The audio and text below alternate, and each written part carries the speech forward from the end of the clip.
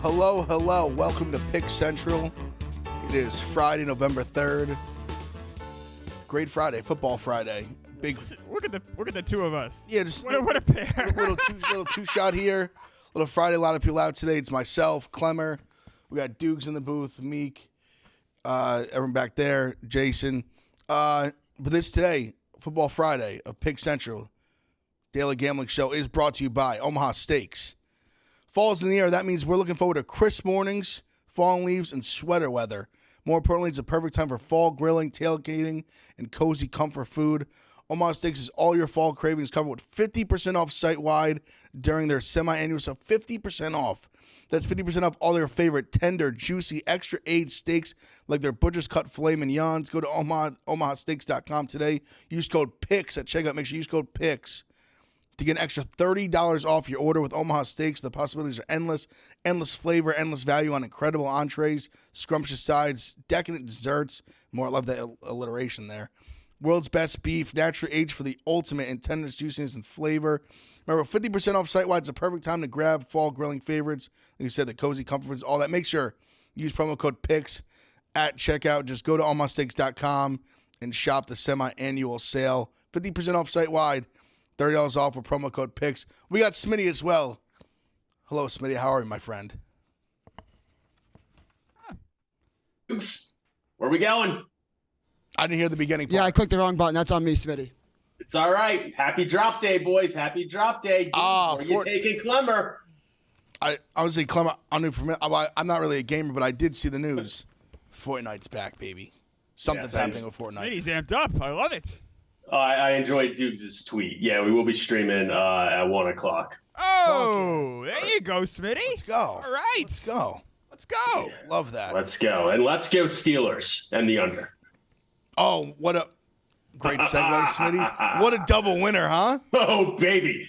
Wow. Oh, baby. I swear to God, that's just what Kenny Pickett does.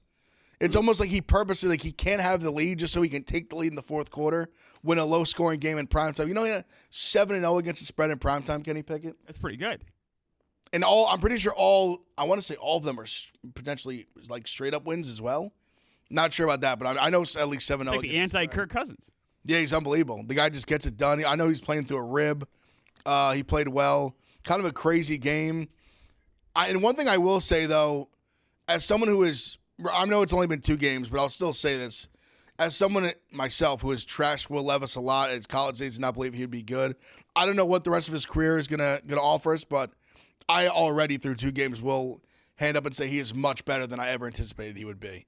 Way better. Just as a college fan, he was for Clem. I know you're not a big college guy to this year. He was like the classic, big, tall, looks good in shorts, big arm. You can see even yesterday he's got the muscle-bound arms. He can sling it, but was always very inaccurate. Even at Kentucky, I didn't think it was super productive, yards-wise, completion percentage-wise. Kind of would lean on, had one good receiver who we'd lean on a lot, like Wendell Robinson, who now Giants second-round pick a couple years ago, was I think he had almost 70% of their receiving yards the one year, just hit him over and over. But he has looked way better than I anticipated. Throws the pick on the last drive, obviously. But listen, he had 2 plays. He had to make a play. Had to throw it in the end zone. I'm not mad. I'm not panic time at that point. Even as a Steelers better, I'm not mad at him for trying to make that throw. Obviously, it came out well for the Steelers, but if I was on the Titans, I wouldn't be mad at him making that throw. I had to try to make a play, but They can't start Tannehill, right? I don't think so. No, that's where I was going to go next. I agree with you. I think you go with the kid. I think he's looked a lot better than I was out on Malik Willis too, so I guess I was right there, but I think wrong on Levis. But Levis looked good, man. He stands tall in that pocket. He's been much more. He's been a little errant at times, but he's been more accurate than I thought he would be. And I think, listen, as much as it seems like just a simple thing, he just throws the ball to Hopkins a lot, which I think I think guys don't do that enough. Hey, just you have this really good receiver on the edge, spam his ass. Yeah. Throw him the fucking ball a lot. He did it last week. Obviously, it worked phenomenally. He hit 3 deep balls, throws 4 touchdowns. Yeah. They kind of caught on to it in the second half. They double-teamed him a lot. For sure. Hopkins had 4 catches for 60 yards in the first half. and ended the game with 4 catches for 60 yards. Yeah. So that's going to happen. But I think they're rallying around Levis a little bit. If it was a completely healthy Tannehill against Will Levis, and you're 3-5, you're looking for a playoff spot, still maybe. But Tannehill's just not healthy.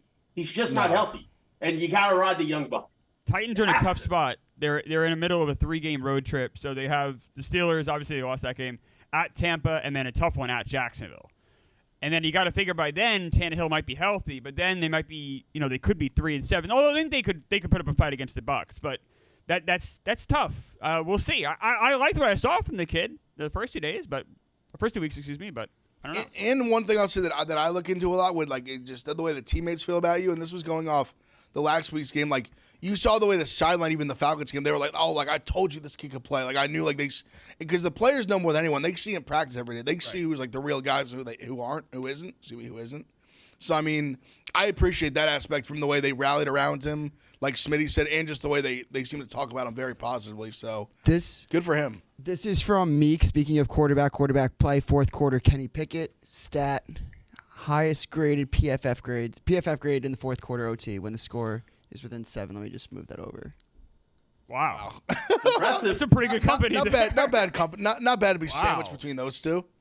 Brady and Patrick Mahomes, not bad. It really is crazy, and it's so funny too because every game, it's not like these are like 35 to like 31 games. Like they're every game. It's last night. It's like 20-16, like 17-13, 17-14, something like that. There are certain teams where it's going to be a one-score game just going in, no matter who they play. It's like Steelers, okay, there's going to be a one-score game. Jets is going to come down to 2 minutes. Chargers, going to be a one-score game. Just certain teams that just play the same game every single week. It is so true. It's like especially the primetime, like you just talk about him, like just winning these games. Like it literally just feels like at this point it's like a script. Like they'll just be down in the fourth quarter and then they'll just win. They'll like Pickett will put together that one really good drive. They'll win. The defense will, like the other team will try to drive to score. Their defense is going to, especially at home, they'll make the stop, and that'll be the ball game. So where are we with the Steelers? We wake up this morning. They're 5-3. Yeah. I mean, they're not flashy, but they're pretty fucking good. They've been outgained yardage in every single game. That's crazy. They're the only team that's ever done that through 8 games that has a winning record ever in the history of the NFL. So is this a outgained every? So game. What does that tell us then? Well, to me, I guess that's my opinion of the Steelers. I think they're going to be one of those teams where their defense is so much better at home. Yeah, that they might at this point have the best home field advantage in football in the NFL, at least right now. I think. Like I was doing research to bet the game last night. Like their splits are insane. Their defense, they get shredded on the road. At home, they're a top 5 defense. And just imagine if you throw out their first game against the 49ers at home. Oh my God. Yeah, they'd probably be like the number 1 defense without that, or at least top like 2 or 3. They have an easy one next week, too. Green Bay at home. Yeah, no, that's like they're Steelers to me. They're just like at home, just bet them. Well, the Steelers going to be the playoffs? Is this what we're? They are plus 200 to be an AFC wildcard team. Yeah, I'm not shocked that Vegas doesn't believe in them. I definitely could see the problem with them is I think they're a fringe playoff team. You're right. I don't think they're a real believer. Like they'll not make they'll make the playoffs and be a team that like the 2 seed like kicks the shit out of. I tend to think because they'll have to in theory like we'll say they're their last wild card or second last wild card. They're gonna have to go to either honestly their best hope with them be going like Baltimore or something. Just because I'm just the division rival, I think they get up more for that. I think it's a tough. They play a similar-ish style physical team, but if they have to go to like 2 weeks ago. Say it again. And they already beat them 2 weeks ago. Yeah, that too. Like if they have to go to like if they have to go to like Kansas City or like the Bengals are another one. It's in division still, but I think it's a tough matchup for them on the road. That's one thing we should mention. The way the Bengals can throw the ball. They haven't played the Bengals yet, so they still have 2 against the Bengals. They still have 1 against the Ravens. They still have a tough one. They still have at Browns. So there are some at Seahawks. So there are some tough ones in the schedule still. I think those 2 against the Bengals are really tough. Yeah, I just think if they're still 5-3. No, they're good. They're good. They're just a team that's good, but I don't think they're not a real like contender. No. They can muck it up. Yep, exactly. Yeah. The perfect way. They're like nobody else. Yeah, they're going to play ugly every single game and win ugly, and that is an exact team that you don't want to play going into the playoffs. To make this about me, this is they are exactly who I thought the Patriots would be, which they're not. Like this, like just an ugly team Like, you know what I mean? Just muck it up. Like that. The fact that they keep like, I'm more confident against them playing the Ravens than I am against them playing the Browns. That makes no sense, but it makes every bit of sense. Like they just own the Ravens. Yeah. They do. I mean, Jerry was right. Lamar Jackson's like the way he plays against the Steelers, he sucks against the Steelers. CJ Stroud lit this team up, by the way. Just a reminder. Yeah, he did. No, you're not wrong. They are just the Steelers are kind of like they're definitely the weirdest team of this season. Without a doubt. Definitely the weirdest team. I mean, like I said, outgained every week. They're 5-3. They have a solid chance to make the playoffs, but I don't think anyone really believes they can do anything in the playoffs. Maybe I think their ceiling is like them getting to play like the Ravens, like get a division rival, winning, and then getting their doors blown off the next week. Do you think there's a possibility? Like I don't know how it'd shake out, but they get the last wild card, like they beat. Like, do you think that they have any possibility to do it like the Jags did last year? I mean, the Jags came back and beat the Chargers, but like muck it up a little bit and give a good team a scare. Well, that's what I'm saying. Like I think they can, that's right. I think like if they get like the right draw, like I think a division rival like the Ravens or Bengals, they can go give that team like maybe they can go steal one from them. But the problem is then you got to go play the Chiefs like in Kansas City next week. And then I think they lose by like 100. The Steelers making the playoffs. So interesting too. I think the Chiefs. Could you put the Chiefs in the weirdest team category this season? No. This is the way they are every year. They always drop like a weird game against the Chargers. Their offense does not look there. It definitely hasn't. I don't think it's been quite as explosive as it has been the last few years. But I just think I've said it a few times. I just think they're the team where like they're just always their lines are always overinflated. They don't cover a lot of spreads because they're always just laying so many points. They'll get down in the game and then come back and win it. Obviously, they laid the egg to Denver, but in a long there's some reasons. In a long season, like I don't see that. I don't hold like that against teams much. Like I talk about with the Lions getting just their doors blown off by the Ravens. Excuse me. It happens. Like in a long season, you're gonna lay an egg. You play really good teams like on the road. You're gonna get beat up, or even at home doesn't matter. You're gonna get beat up occasionally. It doesn't bother me that much. I still think they're very good. I think the Chiefs are very good. I think the Steelers make the playoffs this year. It's a successful season for them. Yeah, for sure. Definitely like of course. And Kenny Pickett gets a little playoff experience, doesn't hurt either. Like I think those things are good. That's what they should be working haven't been toward. a last place team since 1988. I mean, it's wild. That's wild. I mean, they literally haven't went below 500 in Tomlin's tenure, which is insane. What? How many years? Almost 20 now. yeah. Crazy. Yeah. How old is he? 17 years, Ev. 7. Wow. Tomlin's got to be like in his late 50s, probably. Yeah, maybe not. 51. I was gonna say What? 51. He was very young. I caught myself because I think when he got the job, I was gonna say he was like Very young. 30. So yeah. 35-year-old rookie head coach. Yeah. Hey, we threw out the stat a couple weeks ago. It's amazing. He's been there longer than Bill Cowher has. That's nuts. Crazy, That's man. crazy. It is. Because I mean, it's funny because I've seen like Jerry and some Steelers fans kind of calling for at times like when they had frustrating moments. Culver's head a little bit, saying like, and they're in that spot where they're like good but not like really good, not good enough to go all the way. I don't know. I just don't know who you're going to hire that's better than him. Ev, I think of like that because I talked to my friends from Pittsburgh that are Steelers fans. I think the frustration with Tomlin lies really in those A.B. Le'Veon Bell, Big Ben years. How he had the talent and didn't get it done, and now it's just a bunch of he's a really good football coach. He can make like lower tier talent team pretty mediocre to good. But I think a lot of frustration lies that even when he had elite talent, he didn't. I think get it that's done. fair. 17 years as a head coach. He's only eight. He's only 8 and 9 in the playoffs. Yeah, didn't you have a stat the other week, Clemmer? Like they haven't won a playoff game.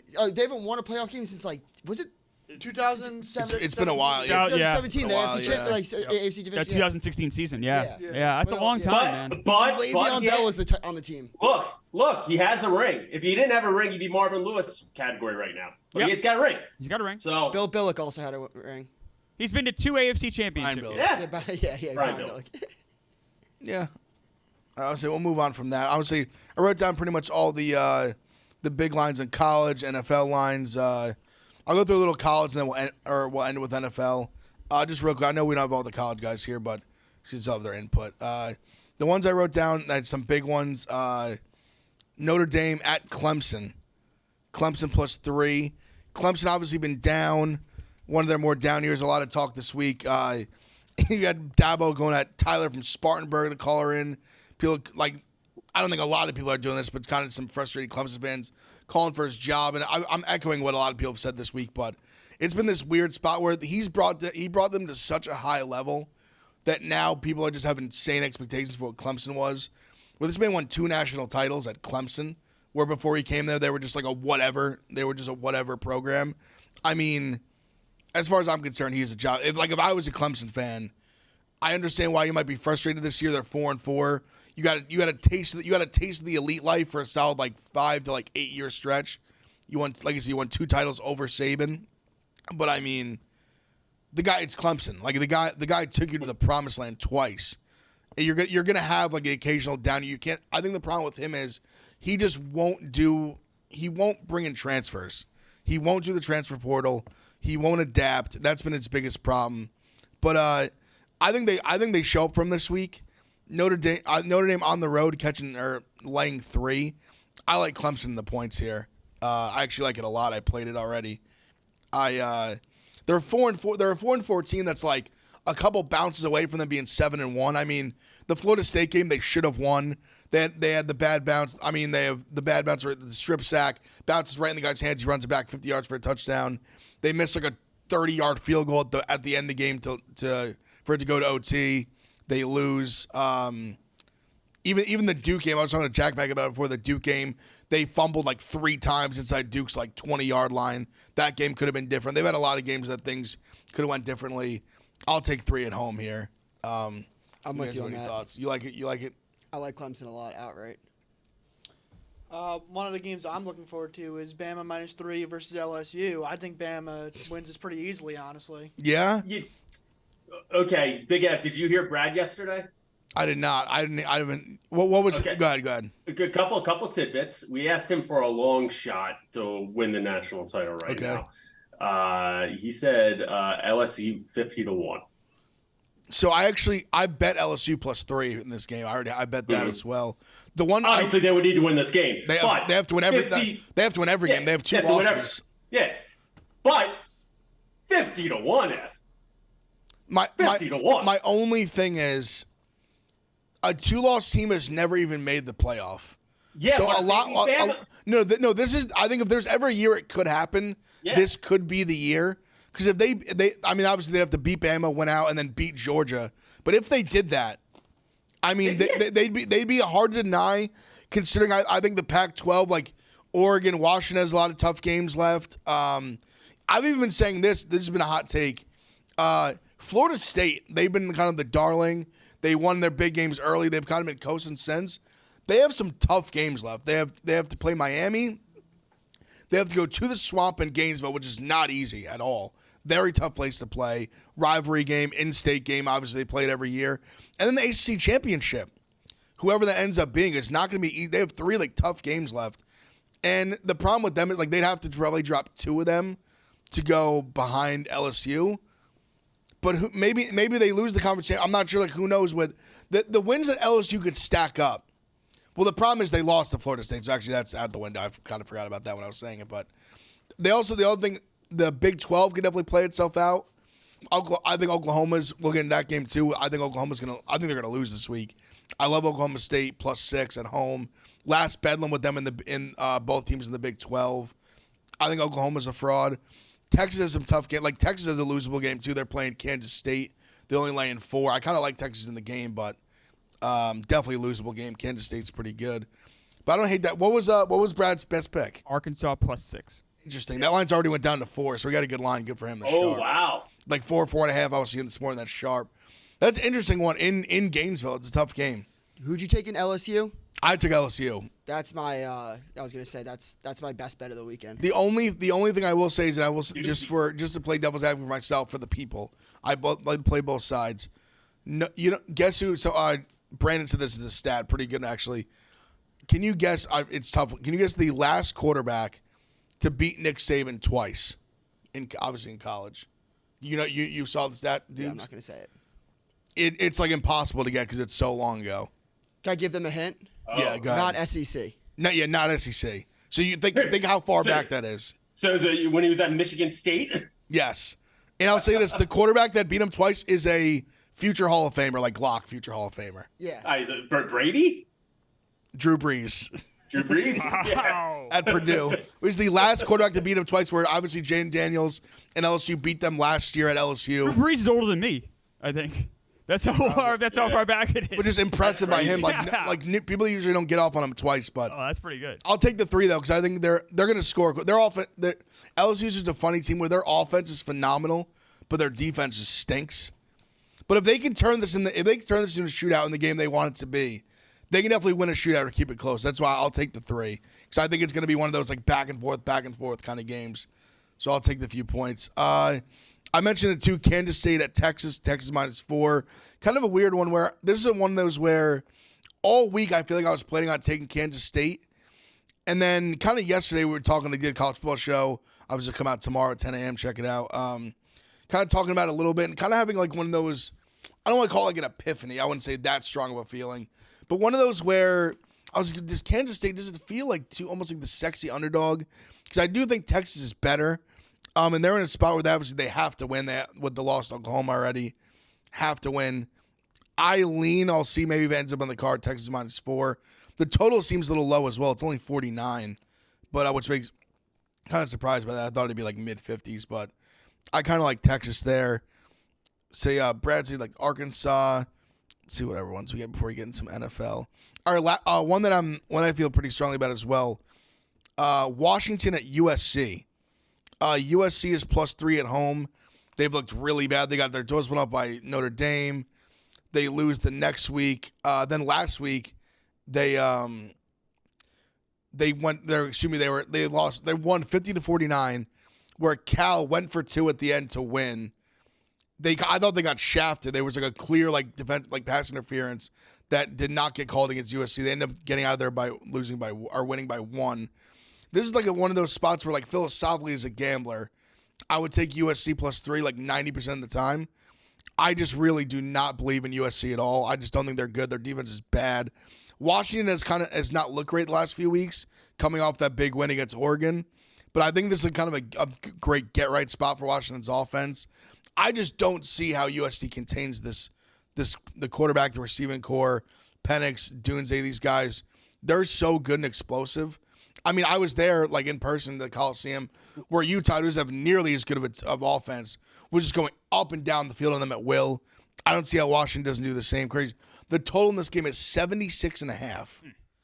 And keep in mind for, like, new college football guys like Clemmer, where this is the first year where, like, the clock doesn't stop on first down. Yeah. So, like, it's been rare that usually we'd see, like, decent amount of totals in the 70s. Not nearly as many this year. Yeah. 76.5. What would this total be last year, then? 85? I'm going to guess 79. 79? Or something like that. That'd be my guess. I don't know if they would put they meant an 80. They might have. It would have been real close. Like, has there ever been an 80 spot? There had LSU championship game. There had to have been like a SMU, like something like one of those like real like Oklahoma, maybe like Oklahoma when they really like that kind of thing. I'm not sure. There had to have been an 80 total at some point. But at 76, I like Washington. They'll lay in 3. You like the over or under in that game, Ev? I think I would have to. I don't think I'm going to take it because I love Washington so much, but I definitely would not take the under. The under would be hard because it's one of those. It's a game where I would not be shocked if you look up at halftime and it's like 35-28. Like this. Yeah. I could see it just being like just up and down, up and down. Also, we got Mizzou at Georgia. I've liked Mizzou a lot this year. I think this could be a Georgia like flex their muscle spot. Mizzou gave them a run for their money in Mizzou last year. Georgia's like 15. The total's 55.5. I kind of like Georgia and the over. I think Georgia's going to score quite a bit. Mizzou's defense is very good, but they can score, and I do think they'll score enough here in Georgia. They'll score a little bit. I see this being like maybe like 40. It's kind of honestly, I kind of see it being similar to the Florida score last week, like a 42-20, something like that kind of game. 42-23 maybe. See, I like Georgia in the over. And I'll say quick, I like Iowa State as well, -2.5. They're at home against Kansas. Kansas had the big win against Oklahoma. Kansas, obviously great offense, not great defense. Iowa State, really, really good defense. Offense has been better the second half of the season. I think they score enough to get it done. They're laying 2.5 at home. I'll take Iowa State. I'll take the Cyclones. And another one just real quick before we get in the NFL that I liked, that I played already. Another like kind of similar to USC game where situationally I usually play the home team, but I'm going to play the away team laying 2.5. I like UCLA at Arizona. Arizona's become sexy. They played really well since they put in the new kid Fafita. Quarterback's really, really good. But a lower total here. The total's 50. They won a low scoring game last week against my Beavers, Oregon State, like 2017, something like that, 23-20. I forget what it was. But I think UCLA, I think the defense shows up here. I like them laying 2.5. Give the guys some college before we get in the NFL. I appreciate you guys bearing with now the college guys. But NFL.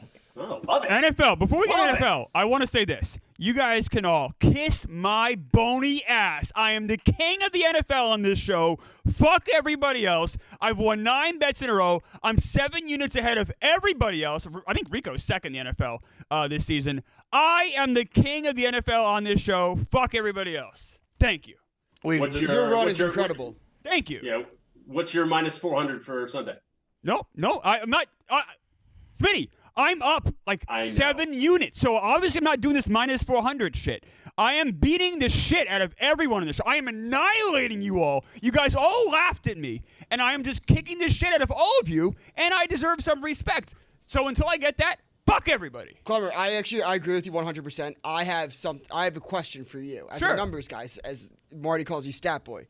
Is there a little bit of worry of you celebrating right now with the laws of averages usually evening themselves out, especially when it comes to gambling? I'm not going to win. Are you going to ride this the entire year? I'm not going to win 9 in a row, obviously all the time. That's pretty rare. That's crazy. But I've been consistently winning every week. And NFL sharp. Here's the game ball. Thank you. Thank you, Phil, as the mic explodes. I appreciate that. I just, you guys all, I wouldn't be celebrating if you guys didn't all laugh at me for the first, few weeks. And I've just been kicking the shit out of you guys. And I fucking want some attaboys. And until I get them, I'm going to spike this ball in all of your faces because fuck you guys. I'm up 7 units on everybody. And we're halfway through the season. So fuck everybody. I am the king. Me.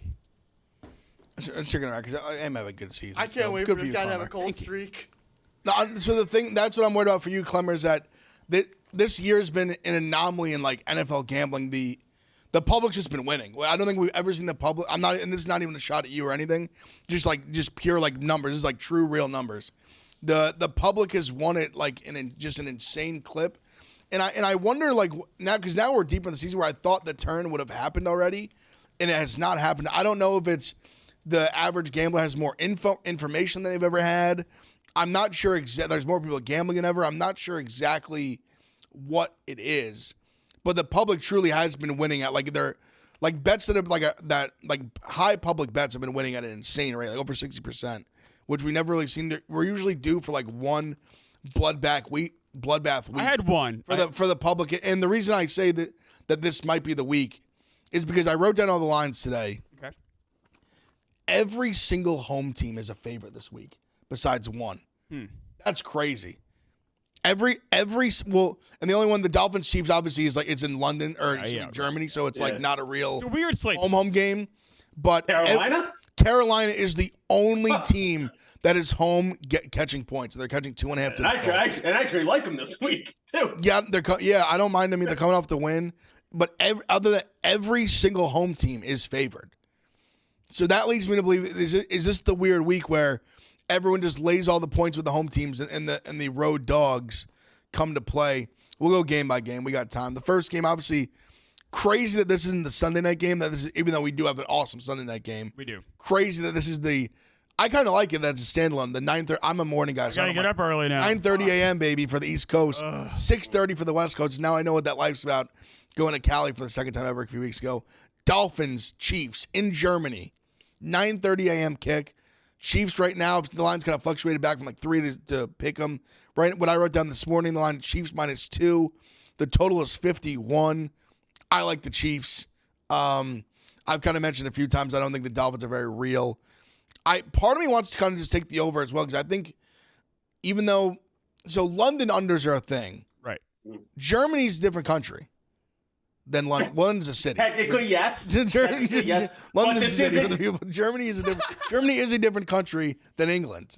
This isn't Mexico City where you saw, who was it? The Chiefs Chargers put up 4,000 points. Yeah. The elevation is higher than Mile High. We need Carmen Sandiego on this show.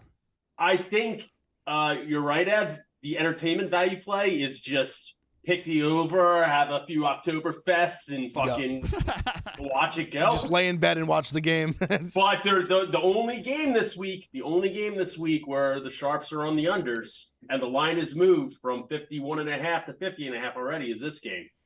It's the only game the unders are sharp. The Sharps are these high totals. You're like, I feel like you're just always going to see them on the unders here. Yeah. And I don't blame them. Like, I think the numbers, like, historically, totals of 50 or higher. Like, but listen to these splits. The under is getting 85% of the money. And guess how much percentage of the bets? I'm going to say like 30, 40. 29. Wow. 29%. Makes sense. That might scare me off. I might just play the Chiefs. I just don't believe in I'm just not a huge believer in the Dolphins. I think I've said a few times. I'm not either, but also you look at like I know I'm dating myself here, but historically Andy Reid in these games, it's like weird, like locations and shit. Some things are off. They just are. And like it could take a while for both teams just to get cooking a little bit. Yeah. Also, I just feel like the Chiefs coming off a loss. I'd be curious to see that stat, them off a loss since like Mahomes has been there. I'm with Ev. For me, it's more about the Dolphins. Like I'm just not I've said a bunch of times. Like I think the Dolphins are a team where they'll go beat up on bad teams. Like you see, they play the Eagles, they play the Bills, like they play good teams, and they get smacked around a little bit. Yeah, and I'm on the Chiefs here, but between the over under. I still might bet the over because like it's just that much more enjoyable. 9:30 in the morning on Sunday. 85% of the money and 29% of the bets. That means some sharps are hammering the under. I might take the under. You might just talk me into the under. Here's who the Dolphins have beat this year. Just European unders. That's what I'm. Yeah. The Chargers, Seriously. the Patriots, the Broncos, the Giants, the Panthers, Patriots again. They've beat nobody. Nobody. Like Evan's been saying, they're a fraud team. I'm with Evan, 1,000%. I'm taking the Chiefs money line. It's not a bad look. Minus 125. I'd probably do the same. So I'm putting my 9-game winning streak on the line with that one. Obviously, there's more bets to come. This guy was going to snap eventually. But, yeah, Chiefs money line is my play there. I like them a lot. Is there a monster money line parlay this There's week? not. Okay. There's only like three favorites of enough that would meet the criteria. And they're the next three we're going to talk about, just the way I wrote them It's a down. really weird slate, like Ev was saying this week. It's very honestly, it's a great slate.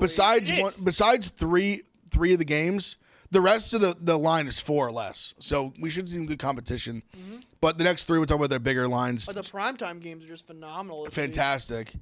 So the next one we got Seattle at Baltimore. Baltimore's laying 6 at home. The total is 44. I kind of like Seattle here catching points. I like Baltimore. I do. Seattle looks really good. They've impressed me. Seattle does look good. And this is a stay away game for me because I think they should keep it close. But what really throws me for a loop is how the Ravens handled the Lions 2 weeks ago at home. Yeah, no, it's fair. It's a fair point. It's one of those when I said Seattle, I almost had like a moment when I said it when I was like, is Seattle plus 6 almost the easy play? Is that I'm curious to see. Can you give me the splits on that? I'm curious if the public is on Seattle. Seattle's red hot right now. This is a stay away game for me. We have Sharps on Baltimore, but Seattle is getting 66% of the money on 43% of the bets. So it's pretty even. Okay, so they are. So it almost goes both ways with the money splits on Seattle, but the sharp action on Baltimore. That's interesting. Yeah, I got like right now. I guess locked in. Nothing locked in, I guess, for me. Like I haven't locked in any NFL bets at all this week yet, but Seattle, I guess, kind of my knee jerk. Though I just think they're playing really well. To me, the defense is better than it's been the last few years. The defense travels. That to me, it's all about defending Lamar. That's how they're gonna be able to defend that. But give me 6. Geno Smith's gonna keep you in games. I tend to think so too. Going to Baltimore is tough to play. I obviously I like it better than playing at one. That's the other thing also. West Coast team coming East Coast. Yeah, that's another thing to think about. Sometimes they have trouble with the time change and all that. 3 hours. This might be a live bet game because if Baltimore comes out to play, it could be like the Lions game. But if they struggle a little bit first couple drives, Seattle hangs in there. Could be low scoring and figure it out. While we're on this game, I just want to say something. Lamar Jackson might be the most underrated player in football, honestly. Like the guy won MVP at age 21, and we just don't even include him within the top 5 QBs. You're not wrong, Phil. I do agree with you, Phil. He's people have kind of just clung to his lack of playoff success. He has won a playoff game. I mean, but I feel like it really all just stems from the MVP year where they lost. Who was that they lost to? The Titans. That's right, the Titans.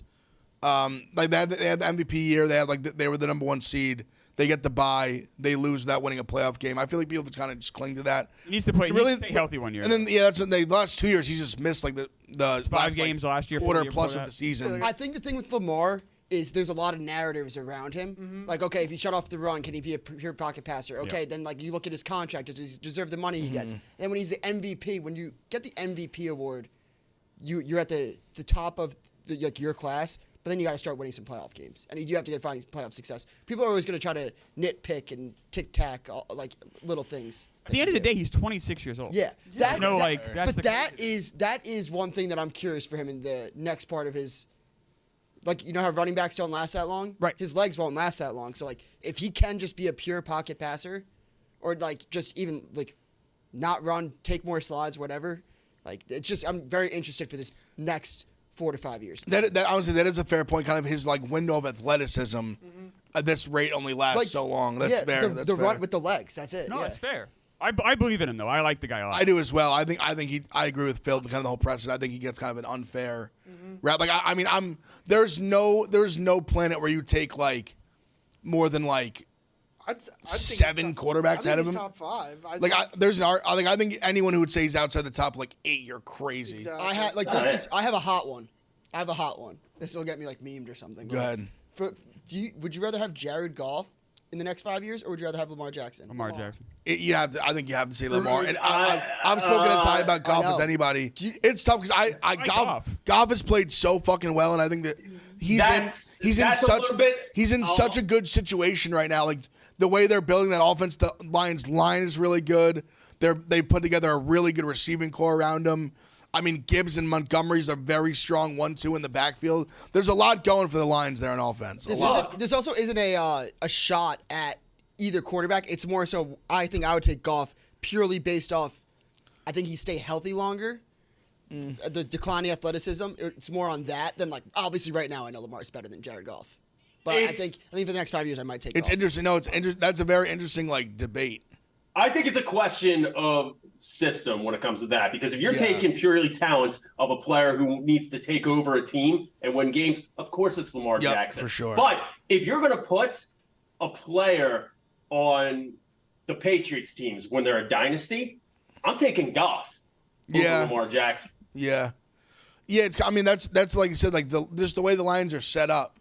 To plug Goff into a place where you have all these good things around him. I mean, you look at I'm pretty sure in his last 18 games, they're 14-4. Wow. And I think he's thrown his numbers is something 30 touchdowns and 6 picks. That's crazy.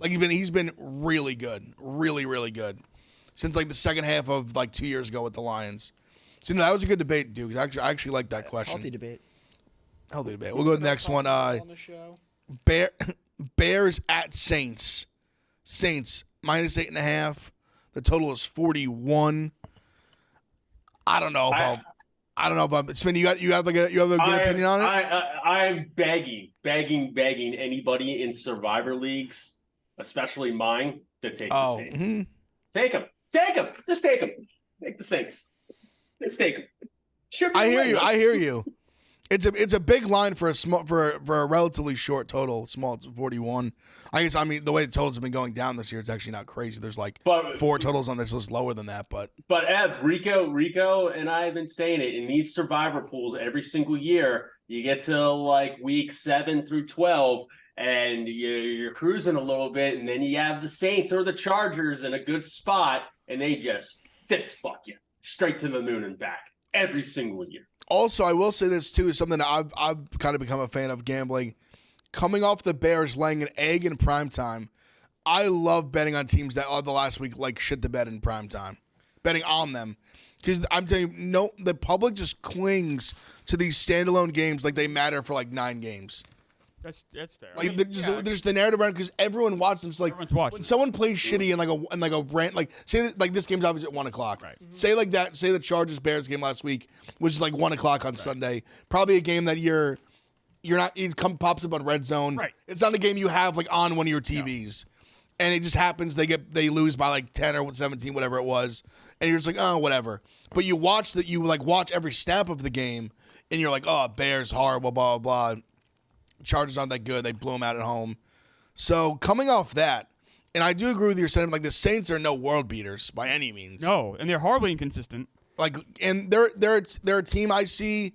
I could like I might take the Bears for 8.5 is a I'll take the under even as well. I could see the Saints winning this game like 20-17, where like the Bears go put a scare in them, and then they end up kind of winning it late.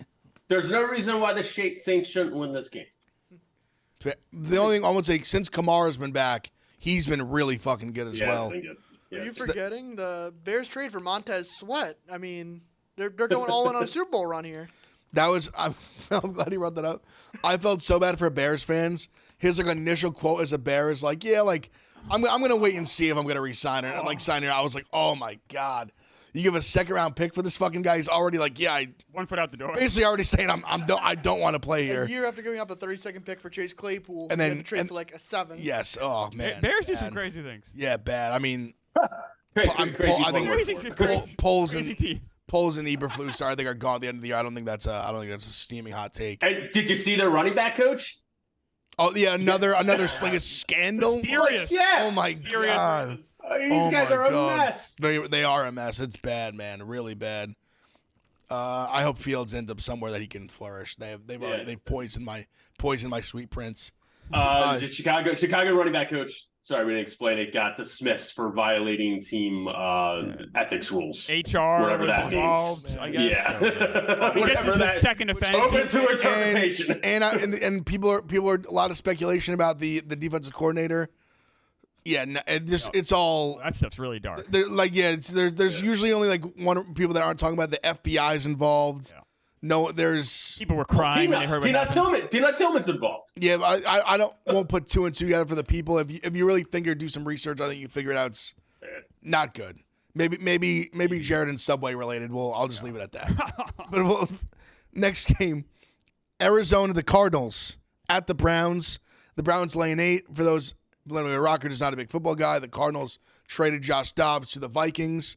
So Clayton Tune, the rookie 5th-round pick from Houston, is getting his first ever start. Like I said, the Browns are laying 8. The total is 37.5. I'm having a tough one with this one because my philosophy, and I think this is true to the NFL. I really believe it has some merit. That you bet the backup in his first game and you fade him the next one. Because they get tape on. Yeah, but No. Hear me out. Okay. But this one, I have some significant pause. Yeah, this isn't a backup. This is a rookie making his first start against Yes. a great defense. Yes, correct. That's correct. He could come out. This might be a Nathaniel Peterman type of performance. You just don't know. But if they see something in him, then he can be a Josh Dobbs worthy type player, that's a tall task at this point. Like, Yes. Josh Dobbs is a good quarterback. He is, man. He's solid, rock solid. Yeah. So you think Fine. having those expectations, which I think are very high, you think he'd be able to compete and stay in the game? I mean, I don't think so. This is one of those where I think the public might be on the Browns, and I think I think they're going to end up being right. I might be on the Browns myself. I'm staying away from this. You want to talk about Survivor game? If you have the Browns, this is the game. because I agree. Like, as a college guy, like I like Tune. I thought he was a solid quarterback at Houston. I don't know if he's ready for this. I don't know if he's ready to go into the dog pound and play this Browns defense. When they're on a winning streak and like in the thick of a playoff hunt. I mean, PJ Walker, say what you want about him, he's been doing his job. Yes. But they've been winning games with them. They have. No, they absolutely haven't.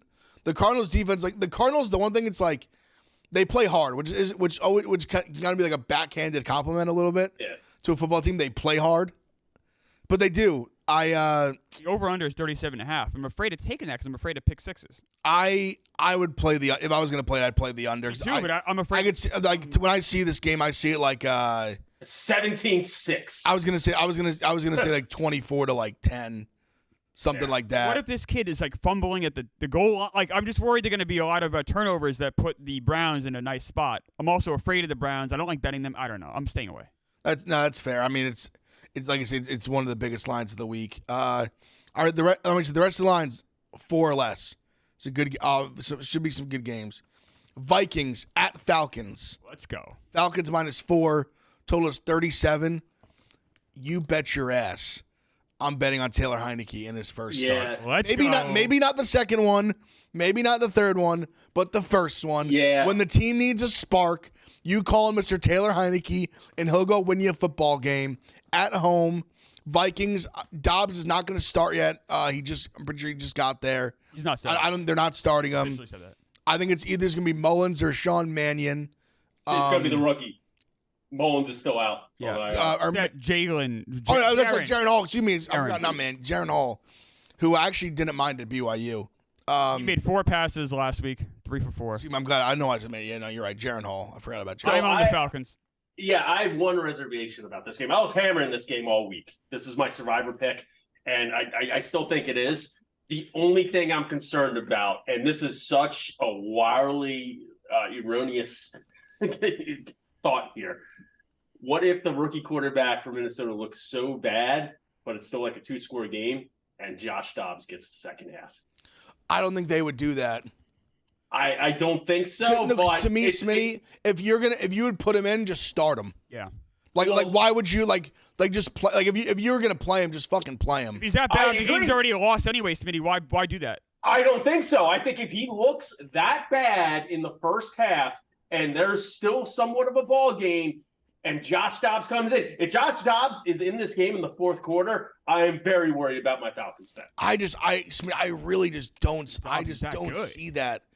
Dobbs is fine, but what are we talking about? It's If they're down by that much, they're not going to cover. I just don't think they're gonna put him in like this game. I think this game. I don't even think you even think he's gonna be suited up. This isn't Peyton Manning. I don't think. hope not. I don't think. I hope not if I'm betting the Falcons. Smitty, I don't think I know it's not Peyton Manning. This guy just plays. He keeps them in games. They're 1-7 with him. Like, this isn't. What are we doing here? It's it's my the team, only though. concern, which I prefaced with. It's totally unrealistic. Okay. Honestly, my best bet of the weekend is that Josh Dobbs is in street clothes for this game. Oh, I would love that. They ruled him out so early I in the just week. don't they just traded for him. Like they said, like on for Wednesday. him, yeah, for him to play would be crazy. This guy came off the street and almost led the Titans to the playoffs last year. That's true. That is true. I will. I like the quarterback. He's fine, but he's not going to. If they're down by that much, they're not going to cover anyway. It won't matter. You know what I'm saying? Like the two. I think at least for this week, Jaron Hall has the keys. I for at least this week, so. he's driving the car. What a shitty car. I hope so. Jaron Hall weirdly actually don't. I didn't get to see him play much like when he came in last week after Cousins. I liked him at BYU. I always thought it was funny because I think he was the guy who me and Rico would talk about a lot, and it was kind of why I was like not high on Zach, or part of why I was not high on Zach Wilson coming in. Like they draft Zach Wilson, like he leaves. There's like very good team. Like Jaron Hall comes in after. They're the same, and he went like in the later rounds. Here's the flip side of it, though. All right, that argument. Kirk Cousins is having a monster year, incredible season, Yep. right? Before he got hurt, Big they're numbers. 4-4, so they couldn't even win with him. Like, what are we talking about here? Like, I like the Falcons. Like I'm the Vikings have been playing pretty good since starting 0-4, obviously. Yeah, they're not. But even so, even with Cousins' great year, they're still 500. So Josh Dobbs is obviously a huge downgrade from Cousins. What's his name? Hall? Jaron Hall. What? Come on. No lack of confidence. Doesn't help you at all, Clemmer. He says his answer to go out and take this team to a Super Bowl. This is my team now. I'm ready to show the world what I'm capable of. All right. Hey, Clap, clap, clap. I like. Hey, you got to believe in yourself. No one else believes in you, right? I actually like that a lot. Why not? I like Jaron Hall at BYU. Not gonna lie, that scared me a little bit. Yeah. Because it just reminded me what I said about 7 minutes ago, which is the rookie start. You play him the first game, but it's like these unstoppable forces for the immovable object. Heineke is first start. Yeah. He's the man. He is like this generation's Ryan Fitzpatrick. It's also in Atlanta. That's the way I see him. Falcons That's the play best. better in Atlanta. That timeout. That's the best take of the show. He's right like there. he's That's like it. the new Fitzpatrick kind Yes. of. He even got his start in like Washington was where he kind of made his mark first. Yeah, I think I'm probably gonna be on the Falcons here, but That is such a good take. We'll see if maybe I have a change of heart for Jaron Hall, but I like the Falcons. All right, Dukes' game. We got Washington headed to Foxborough to play the Pats. The Pats are -3. The total is 41. I weirdly kind of like the Patriots here. I don't. No. I am so excited though. Interesting. Yeah. I saw a stat that basically was that the Patriots, like I think it was even with Mac too, that like when they're like small favorites like this, they've been very good against the spread. Because So, like he's really bad as a dog against the spread, but good as a favorite. I don't trust anybody on the okay, we weren't good to begin with, and legitimately all our best players are hurt now. Our best wide receivers out. I think Devontae Parker might even be out. I haven't checked in on that, but like we have nobody. Like we got Kayshon Boutte from LSU. He's gonna get like his first. I actually like Boutte. Yes, same. So like I'm excited for this game to see what like the young guys on the offense can do, but I don't have enough trust to be like I would take the Patriots. But yeah, I mean, Counter for your Dukes. yeah, let me hear it. Washington just traded Chase Young and Montez Sweat. And also, I think Ron Rivera at this point is like good as gone. I think he's a That locker room's got to be Okay, rough. fine. If you're gonna sell me on that storyline, yeah, I guess I was. That's a little bit what I'm saying. On they are like the Washington, they already were bad. right. They just traded their two like arguably their two. I mean, they traded their two DNs who were both like very good players. I mean, I just can't imagine that's great for the locker room. Like, oh, this team's headed to like we're really going for it this year. I thought the Patriots offense with like who they had coming into last week on the with I think that what's his fucking name, Kendrick Bourne's been playing very well. I thought that they could score 25 plus against this Commanders defense, but with the injuries, I kind of sold myself off of that. I mean, you kind of had me back on. I think I might be on the Patriots. If you're in Survivor and you need a team this week, probably can use the Patriots again after this. Interesting. I don't hate that thought, Phil. If you're any Survivor guys out there, I have one play on this game. It's not Patriots or Commanders. I did know it what you're again. gonna say. Brian Robinson, anytime Not what I was touchdown, gonna say. and it's plus 190. Now the Commanders only have 6 rushing touchdowns all year. Robinson has 4 of them, and I just think plus 190. I mean, this seems like I don't know. I know obviously it's a plus 190, so it's not a sure thing, but I like this play a lot. Talk me out of it. Give me any reason why this is not a great.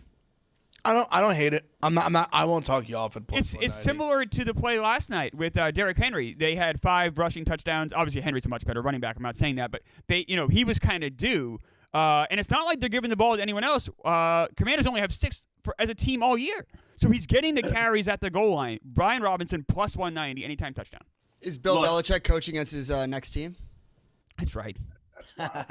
Imagine. The Commanders play the Eagles so well, like they did last week, that I have a confidence in them that I shouldn't have.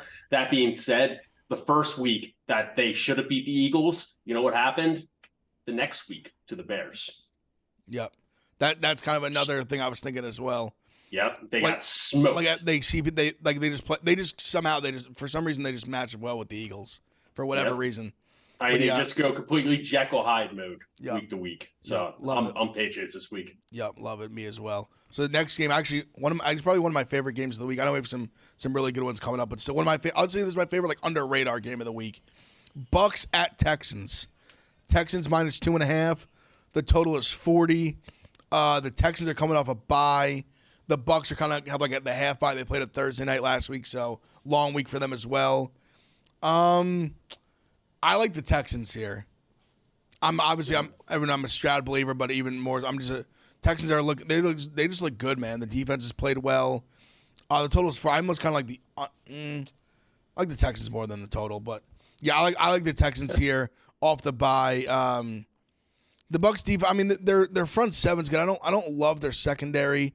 I think Stroud should be able to have some success there, especially with the extra to prepare at home. What are you guys' thoughts? Smitty, go ahead. Gun to head, I'm choosing Texans, but this really is a toss-up. It really is a toss-up. They're both 3-4. The Buccaneers is a huge game because they're still in the fight for the playoffs. Texans, they pretty much they're going to be fine. They're winning this season no matter what because their future looks great with Stroud and Ryans. So, I mean, I lean Texans here because it's at home, but it's really a toss-up to me. So I'm staying away. Go ahead, Clement. What do you got? I'm not betting this game, but if I were, I bet the Texans. Here's a stat for you. Bucks have lost 3 in a row. They've scored a total of 37 points those 3 games. That offense is in free fall right now. So if gun to my head, like Smitty was saying, I would take the Texans, but I'm staying away. Yeah, and I mean, and think 18 of that was was against Buffalo. Yep. And honestly, they got really lucky. 13 against the Falcons, 6 against the Lions. Yeah, honestly, and this is a Texas one too. If you can get the money line under like 135 or less, I would take it. I would just take the money line. Next game, Rams at Packers. This is an interesting one. Rams at Packers. Packers -3. Packers is there been a official ruling on Stafford yet? Yeah, I think they pick up Wolford from the Bucks. Right? Like is Stafford? He's like just not playing for sure. I'll look it up right now. I don't know if there was anything. I mean, that is his thumb. The line would lead me to believe he's not playing. Like the Packers been 3. Yeah. Favorites is. I mean, a status unclear right now. It's dealing with a sprained thumb. Nothing's broken.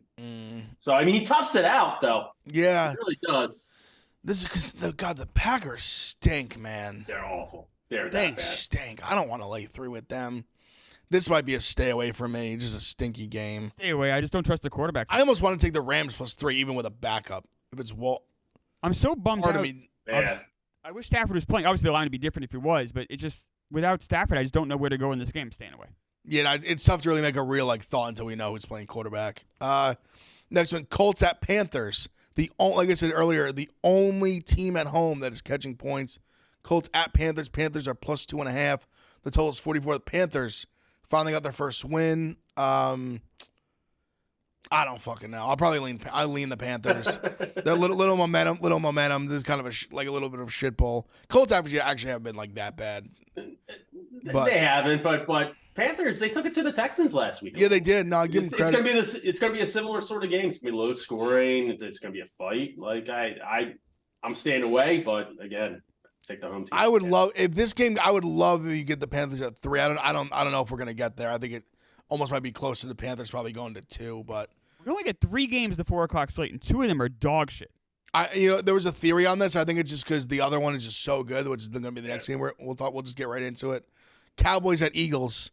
The game. I mean, the game of the day in like the normal 1-4 windows for sure. Of course. Honestly, probably we had the 3 like having Dolphins, Chiefs, Cowboys, Eagles, and then Bills, Bengals. We'll get to in a minute. What a 3 games. Oh yeah. What a 3 incredible 3 games. Cowboys at Eagles. Eagles minus. And we get the 9:30. And then we get the 1 o'clock slate too. So almost like you get 4 good games in a row. You know what I mean? Incredible. Like 4. Yeah. Cowboys at Eagles. Eagles -3. The total is 47. Smitty, I'll let you kick it off. Your Eagles. If the Eagles come to play the game that they are supposed to play and can play, they win by more than a touchdown. Simple as that. But they turn the ball over. If they let Dak go a little nuts with CD, it scares me a little bit. The Sharps are on the Cowboys. That kind of scares me. But talent-wise, and it being at home, and the Eagles knowing that the next 5 games are kind of a bloodbath and they really need this one more than any of the other non-divisional games, I think the Eagles are going to win by more than a touchdown. I really do. I think they're that much more talented. I agree with you. Like I just trust the Eagles a lot more than I trust the Cowboys. Yep. Now, part of me can come touch on it early in the show. Like I just feel like there's a week, and I feel like this could be the week where, like, what do they say? The chickens finally come to roost. However you want to say it. That like all these dogs start just like these weird dogs, like non-public dogs start getting home. I don't know. I can't call the Cowboys a non-public dog though. I mean, they're the ultimate. But I'm saying I think people would like. I would assume the public would be more on the Eagles here. I would think. Cowboys. I would assume so too. The play here, it's the over. Eagles are putting up 30 points. I was kind of thinking Cowboys the same are thing. Putting up more than 20. I'm glad you said that because when I saw the 47, like I was like, oh, it's high, but then at the same time I was like, but I kind of agree with. And I remember like last year they played some pretty high when they played. They were pretty high scoring. There was that one crazy game where they both got up. What was it? They both got up in like the 30s. It was like 40 something, 30 something like that. I might not even place that. I might. Smitty, I'm not placing a bet on this game. I'm scared of it. are you nervous at all going forward with the Eagles secondary? Yeah, that's the weakness for sure on the defense. They have the number one run defense in the NFL. They, for whatever reason, aren't pressuring the quarterback like they were last year, and even against the Commanders, who were giving up a record 1,000 sacks. They didn't even touch Sam Howell last week. So that doesn't help the secondary at all. So yeah, it's a question. Having Bayard back there helps a lot. Just picking up one of the best safeties in the league. Why not? But Slay and Bradbury, more Bradbury this year. Kind of a down year for sure. So something to keep an eye on. But overall, I think that offense is so good that they can disguise any weakness on the defense and outscore any team, as long as Jalen Hurts holds on to the ball, which we've seen this year that has been an issue. But I think they roll this week. I guess the way you just talked it out is the exact reason why I think the Dolphins are frauds. So now I think that I might have to label the Eagles as frauds. The house so. The Eagles beat the Dolphins. You being like, I think you relying more on the offense more than anything. Like I think that when a team has to be like fraudulent, like I look at a team like, can they win you a game defensively? Yes. I don't think the Eagles can win you a game defensively. I think they can with turnovers. I think they can with a rush defense. Like, you have to beat the Eagles through the air. Like that, you just have to. And also, when I say at the Eagles offense, I trust not only on the scoreboard, there have been at least 3 games this year, maybe 4, where they just held on to the ball the entire fourth quarter. That's fair. That's fair. Dominance. Time of possession is the name of the game. And but I did see one thing. Last thing about this, I saw something that I think it was Eagles secondary is ranked 26th in the NFL. No team with that low of a pass defense has ever won the Super Bowl. Yeah, I mean it's that's why they got Bayard back there. Yeah, for sure. It was a tidbit I saw. And Bradbury and Slay could turn around like that. So yeah, they're talented. It was weird to look at those two guys, see how good they were last year, and then yeah. But if you're gonna nitpick on this team, that's a noteworthy nitpick. But everywhere else is just so talented. I think it overshadows that. The Eagles are the better team, but 3's still 3, and so that scares me. The money line got down to the minus 130s. I take the Eagles, but minus 155, I can't pull the trigger on that. As of right now, this is a stay away for me. I have a touchdown scorer in this game. I feel like Lightning's gonna strike twice. Julio Jones plus 550 to score a touchdown. Okay. Big old number 80. Okay. I like Julio Jones a lot. I like it, Phil. All right, next game, my game, or me and Phil's game. Let's go. Giants at Raiders. Raiders minus 1.5, total is 37. I said it like, I think it was Monday or whatever it was earlier in the week, that the second, like when I see Antonio Pierce hired by the Raiders, I'm like, yep, I'm betting them. But then, of course, the first game they're playing against my Giants. I know the Raiders are going to win this game. I know they are. I will not bet the Giants. I will not bet against the Giants. I mentally, I will never bet against my team. I would advise others to do so, though. I'm taking the opposite take. You think the Giants? The Giants. Daniel Jones is back. Daniel Jones is back. Helps the a lot. Giants were a playoff team last year. This isn't a bad football team. Yes, I know. it is. All right, They're not great. Go ahead, Clemmer. Yes. The Giants are not a bad football team. Now they're not. Last year, should they? Were they kind of a fraudulent playoff team? I don't know, fraudulent, but yeah, I mean they're kind of a. They overachieved. Yeah, but they're also not this bad either. The Raiders are horrible. O'Connell, what are we talking about here? Daniel Jones is the better quarterback. I do believe in the Giants to beat this. I'm not only taking the Giants, I'm taking the Giants money line. That's how strongly I believe in the Giants. Well, they're plus 1.5. Yeah, that's not much of a statement. Hey, I just made a statement, baby. Yeah. You can keep those 2 I'm Keep 'em. You can put them in your pocket. Even just the way I've seen like interviews with like Max Crosby, how like fired up they are to like have McDaniels out. Yep. Pierce in. He's like a guy. He's a guy that you just commands respect. Was a player, obviously won a Super Bowl. Hard nosed, like captain, linebacker, just like stud player, just a guy that, like you said, from Compton, like born and raised Raider fan. Like was the linebackers coach that you just made the fucking interim head coach. Like guys are going to get up and play for him. Giants have a I think very good they're defense. They're going to play fast and loose. I expect the game to be low scoring. That's why I say play the under. Giants have been, I think they're like 7-1 the under this year. They've been one of the best under teams in football. I know that. See, we're saying the Raiders might have a good coach. I know the Giants have a good coach. I know Dable's a good coach. He is a good coach. I'm taking the Giants here. This game ain't sniffing red zone. I'll tell you that much. No, not going to be there much. There's only 3 games on. It so. still ain't gonna sniff red zone. The red zone is just going to be like Cowboys Eagles, just like back and forth. Yeah, I would play the under. I'm such a Pierce guy. Like I want to see him do well. Like I'd love to see him get a real like head job. Yeah. I love Antonio Pierce. I feel forever indebted to Antonio Pierce. But yeah, have you guys seen videos this week coming out of the Raiders camp? And They're- just like they're fired up, the dude. shuckling and jiving, and Like, they and feel- just I'm telling you- happiness. They said it was, quote, the happiest locker room ever. The That's Max Crosby video. The Max Crosby video is one of the craziest things I've ever seen in my life. which one?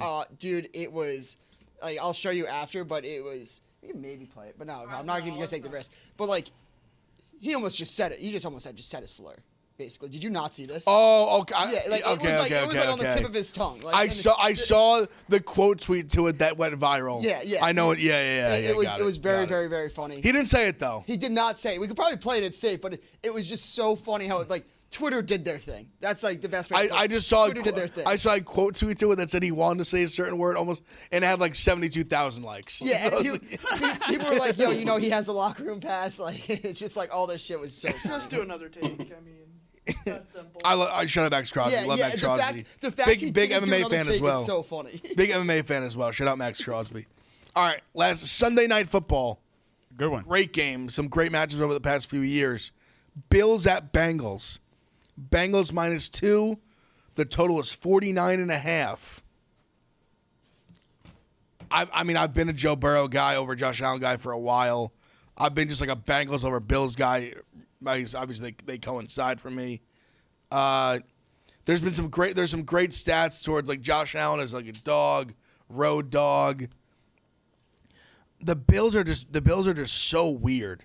So weird. And I really think the Bengals have kind of caught their stride here. I'll take the Bengals. I'm going to take the Bengals. I'm going to ride with just my gut, with my head as well, just kind of the team they've been good to me. They made me look smart the last couple of years. Give me the Bengals. Bills by 3. Yeah, you like the Bills, Phil? By 3, exactly. Okay. Exactly. Hey, until the Bills prove it to me, I ain't betting them. Bengals. Bengals as well. I'm taking the Bengals money line. I think it's just more fun to watch the game that way too, and it's close enough. Bengals, I think, are for real. They've won the last 3. They are back. Joe Burrow is healthy again. The Bills, you just don't know what they're bipolar team. I don't know what they're going to get every week. I don't. They up, they down. Who knows? Bengals are back. This is a great. I love this because people, I think, are still looking at that record. 4-3. Who are they? No, they're better than that. They are the 3-0 team that the last 3 weeks. They're not that 1-3 team we saw before. Bengals. Since Joe Burrow's been like fully healthy, Yes. they've been on a tear. They've been the team that we know them to be. We thought they were. Yeah. The Super Bowl team, the team that was in the AFC Championship game last year.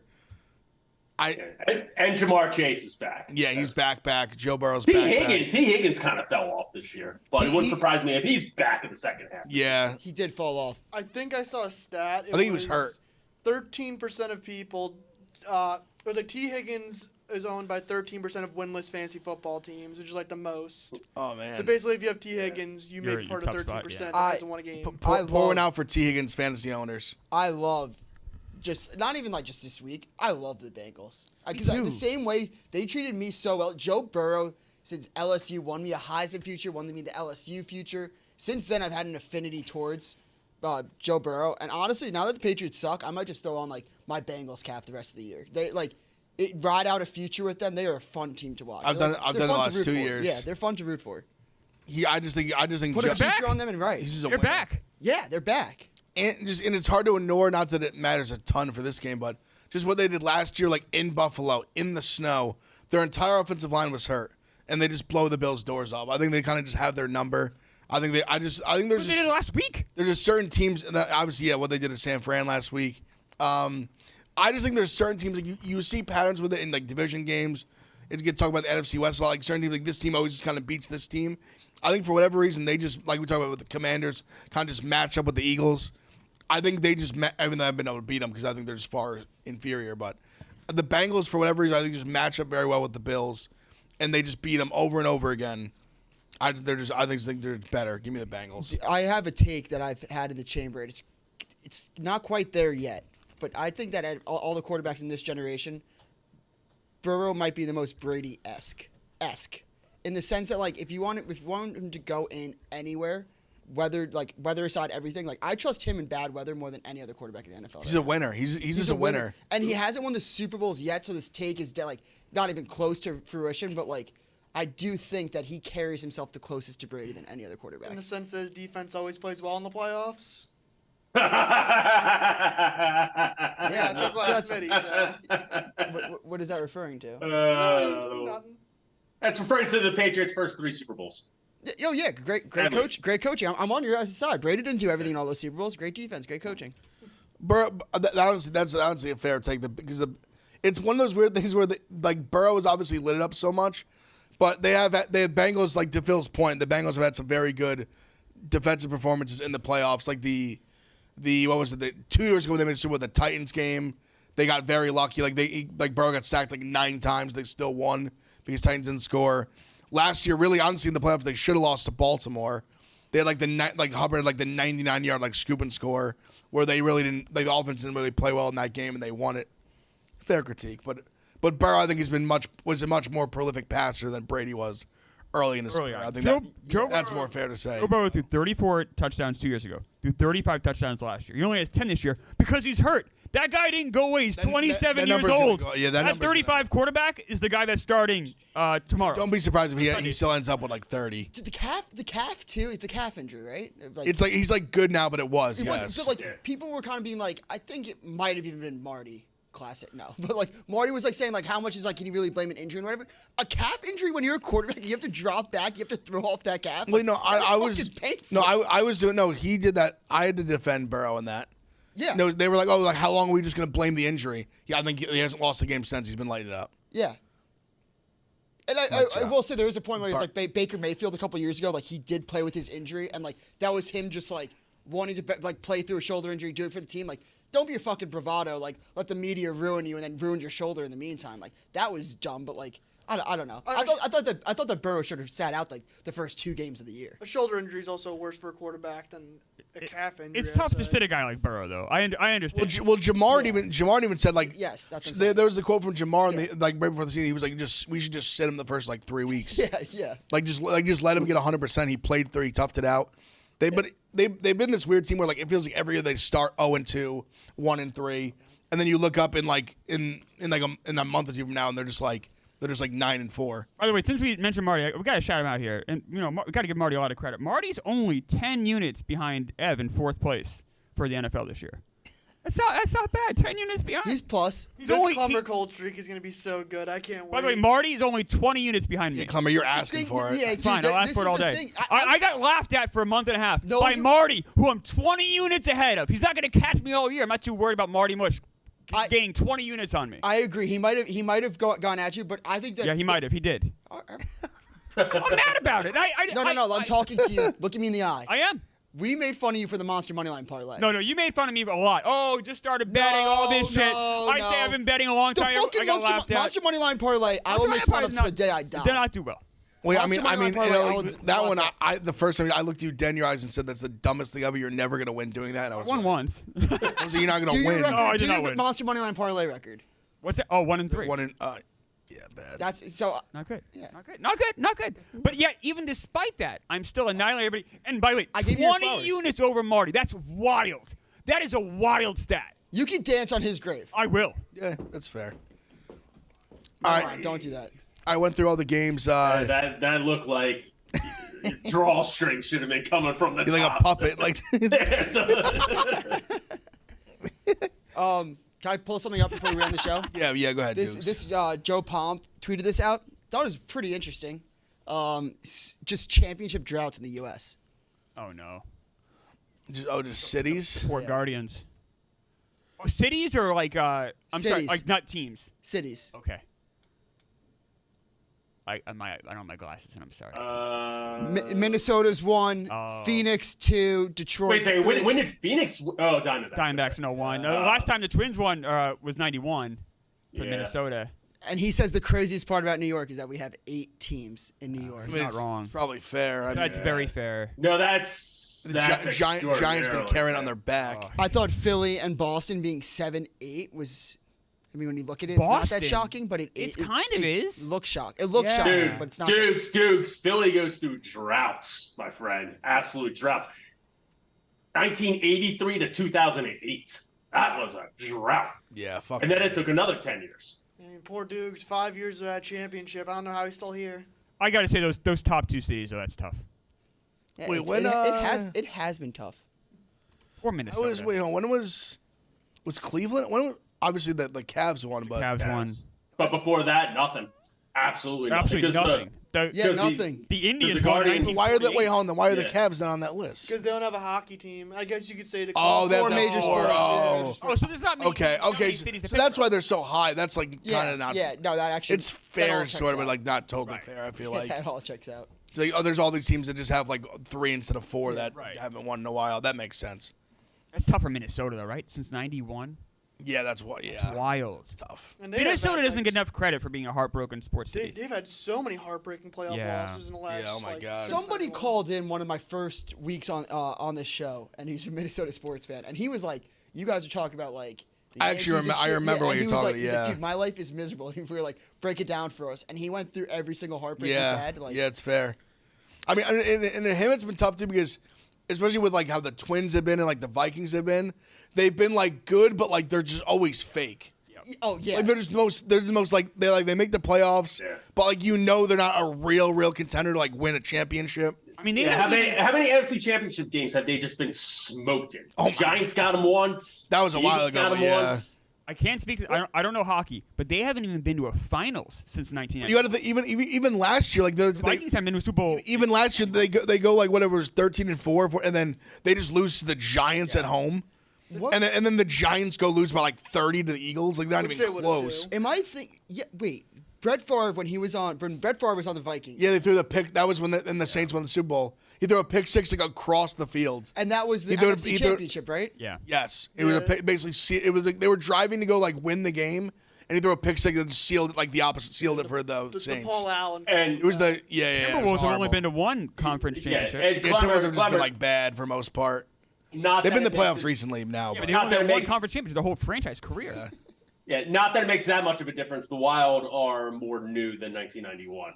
Okay. I think like 2003. But didn't they have a team before that?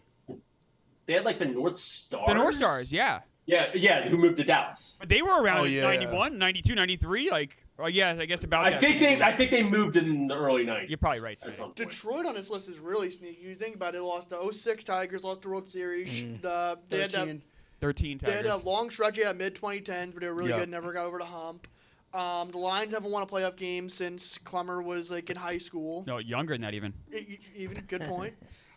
never won the Super I Bowl. think I was in junior high. The Red Wings, no one cares about hockey. Lions never even been to a Super The Bowl. Red Wings were How about Amazing. that? You never been, yeah. Isn't that crazy? Crazy.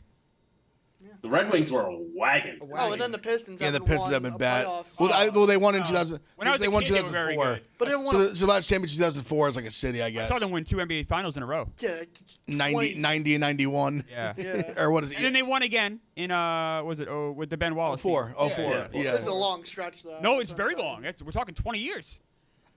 It goes- They got a nice young core now. Good for room for the Pistons. It's Friday. I'm gonna rant a little bit. I thought that Sidney Rice was gonna be like the best wide. I Me thought he too. was so next up. I thought so too. Yeah, when I was thinking about Brett Favre, I was like, "Who's the fucking Sidney Rice?" Yeah. I thought was gonna be the true. I thought Dante Culver was gonna be a Hall of Famer. yeah. He's good, not Hall of Fame. Yeah, I good. know, good. no. In the moment though, when he was at his peak, I'm like, this guy's unlimited. What's this? Like, he's incredible. Yeah, He you remember just, Robert Smith? Great yeah. running back? Just called it quits He at just like quit. 26. Yeah. He pulled the Barry Sanders. He's like, fuck this. I'm Yeah. out. But he was on ESPN for a while. Yeah. Who's a great random running back just growing up that you're just like you thought he was gonna be like you think he should be a Hall of Famer but nobody else does. At a college, you're saying like type guy, or I guess NFL like a random guy that played on the like Shane Vereen. Peyton Hillis had a couple of years where Yeah. or Cover a one Madden. year, I guess. I don't know about Hall of Fame, but I was a big Sean Green guy. Yes. I liked him at Iowa too. He was good at Iowa. He was good on the Jets, a few teams.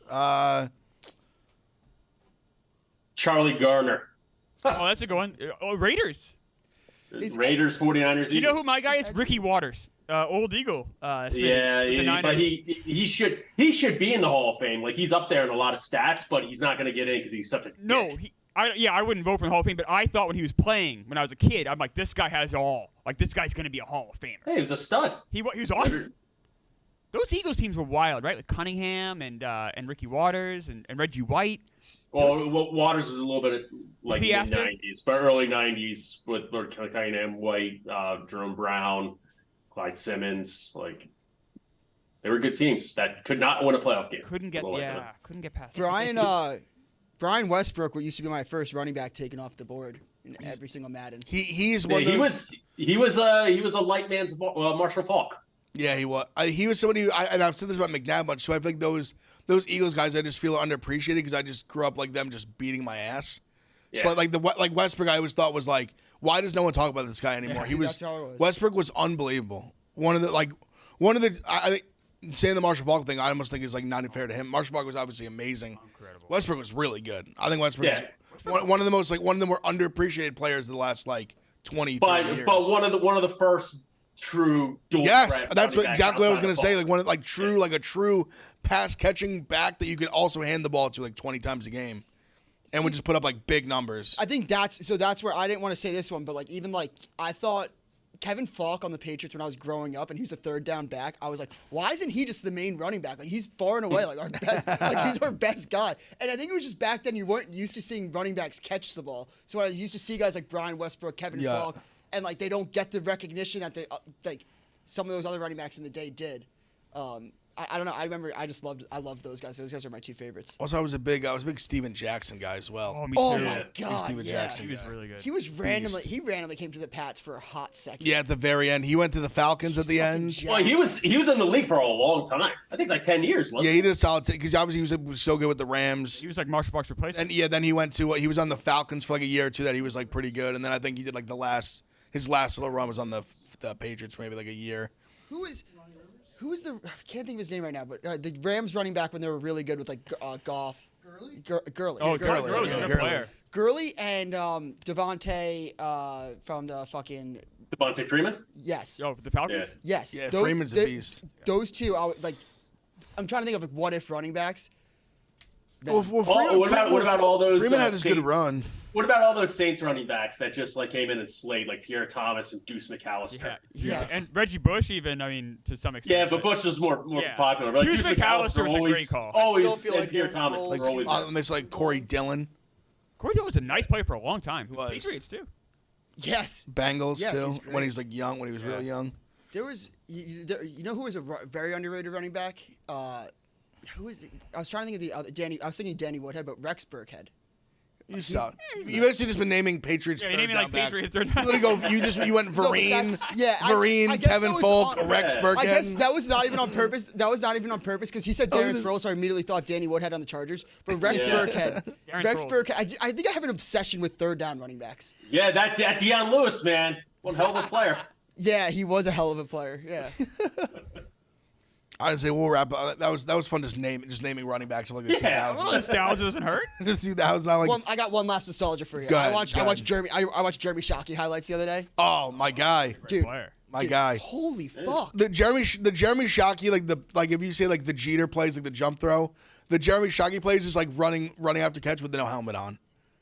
He was the king of getting his helmet knocked off and just continuing to run. Now they blow the play dead, but he would just he would lower the shoulder with no helmet on like a sick fuck. And also, as much as I loved him when I was a kid, he was my favorite. I had his jersey. Oh, I don't blame you. Second he got hurt, we won the Super Bowl when we didn't have him. But Did you hate Tiki Barber? so I did. Well, I loved him as a kid, obviously, and then it was just so strange the way it went down. Where those last 2 years with Coughlin, he had the best years of his career. He ran for the 1 year he ran for almost 60, almost 1,800 yards, something crazy, and then he retires out of nowhere. And then he also pre-Coughlin, he had this big fumbling problem. Coughlin had the patent where he started running like this with the ball tucked up 5 points to 3. Had these great years. He leaves, just trashes Coughlin, which I thought was kind of crazy. Yeah. Yeah, that's right. So he lost Giants fans after that, and then he retired in 06, won the Super Bowl next year. So I'm sure that must have been tough for him. He actually had a very good, kind of almost won me back a little bit. when Willie Colon was still here, he was doing an NFL show here, he had Tiki on, and they did like a kind of a long form interview where he talked about it. And I thought it was, if you're a Giants fan or really any just like a fan, I mean, you can go back find it. It was years ago. I forget what it was like. It was when him and Shay did it. What was it called? Something and Turf? Tikis and Torches? No. So Surf and Turf. Surf and Turf. It was the name of the NFL show. I'm not really sure why they named it that. Strange name. Okay. But it was Willie. Willie did like a great Willie Colon, who was still a great guy, big fan of his still when he used to work here. Keep in touch with him every now and then. But they did a great job interviewing him, where he got to almost do like a tell-all with how it went down from his point of view. He kind of won me back a little bit, but I still, because of that, he kind of won me back. But in the moment, it rubbed me the wrong way how Coughlin almost like revitalized his career, that he just like trashed him on his way out the door. And he kind of retired. It was weird. Like he said, best 2 years and then just retired. Remember when it happened? It was shocking. It was so strange. Yeah, I remember I was only in like 6th, 7th grade, but I was kind of like, you just ran for like 3,000 yards the last 2 years. Why are you retiring? Like, what's happening? Yeah, he was like all pro for the first time and then just like retired. But yeah, so I'll say I still sort of think positive about Tiki, but I'll never forget that we won the big ones without him. But yeah, I still like Tiki though. I have no like super beef with Tiki at this point. I'll say quick. I'll just end the show with some picks. I'll say there's the college picks I've locked in for tomorrow already. These are the ones. Yeah, so the only ones that I've like played. Clemson +3, Oklahoma State +6, Iowa State -2.5, Washington -3, LSU +3, Oregon State -13, and UCLA -2.5. Also, I'll tweet out the full card tomorrow morning when I'm done with it. Tonight, really like Wyoming -6. They are just a tale of two teams. When they are at home, they are just like they're just unbeaten. They just always win.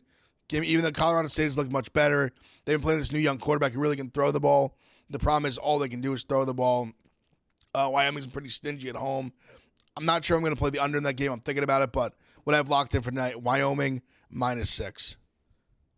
Clemmer, go ahead. I don't have anything tonight. I'll have my NFL card. Obviously, I tweeted on Sunday, but mostly the picks that we talked about today. Yeah, you got anything, Smitty? Yeah. I got Jimmy Butler over 19.5 points tonight, as well as parlay Rublev and Djokovic -130. Get on that. I like it. Georgia Southern is now my official lock. Okay, Georgia Southern and Duke's LSU are lock. my two hammers this weekend. Okay. I'm riding with Any picks for the Brad. weekend, Phil? You got anything? Knicks tonight. Let's go Knicks. Friday Love night it. Knicks. There we go. what is it, All right. Arkansas +6? Is that what it was? Yeah, that was Phil. Brad's pick? That was a Brad's play. Everyone, thank you for listening, watching. Like the stream. Appreciate you guys. We'll be back Monday. Thank you, Pick Central. We're out.